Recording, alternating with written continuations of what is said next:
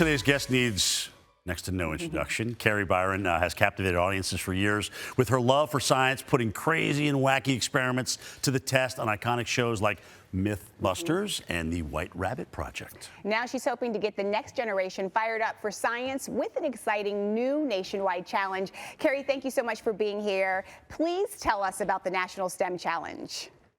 I am so excited about this. I've been involved with science fairs for a really long time, since Mythbusters, because of course, science fairs are this great way for kids to really show off what they can do and their creative ideas.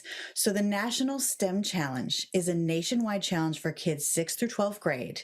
Their mission is to create, ideate, invent some sort of project that will tackle a real world challenge in the world that will have a positive impact under 6 categories: environmental stewardship, future foods, health and medicine, powering the planet, space innovation, and tech for good. We're going to choose up to 4 kids from each state, territory, every single school. We're going to bring up to 4 kids from every single one of those territories and states to DC for the National STEM Festival, which is going to be an incredible celebration. Kari, we're watching these kids' faces just light up as they're doing what they're doing. You know what? Go back a little bit in time, and I mean just a little ways. What got you into science like this? I mean, I did not come to science as a scientist.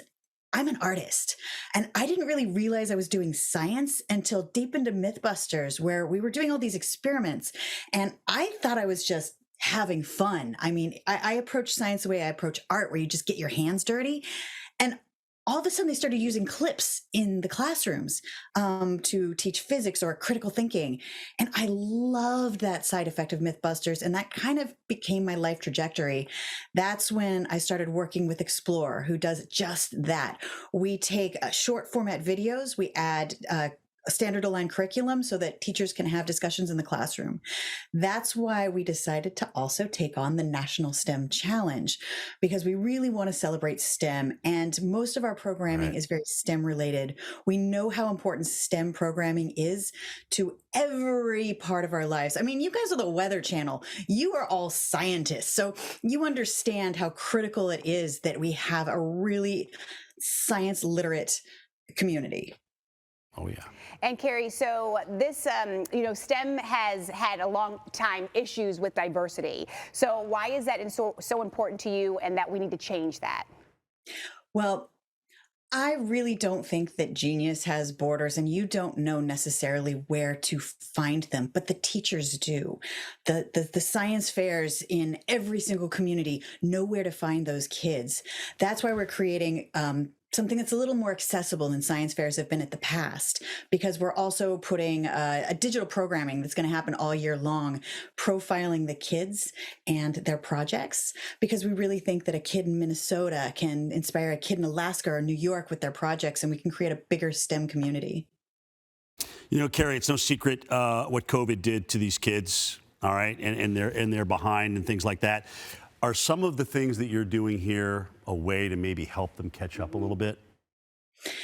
I mean, I really think that teachers are the front line. They know what they're doing, and EXPLR really is just help with the inspiration, because if you can get kids inspired, you're going to get them more involved. I mean, if there's things that they care about, which is why we really want the National STEM Festival to be real world, relatable, and relevant.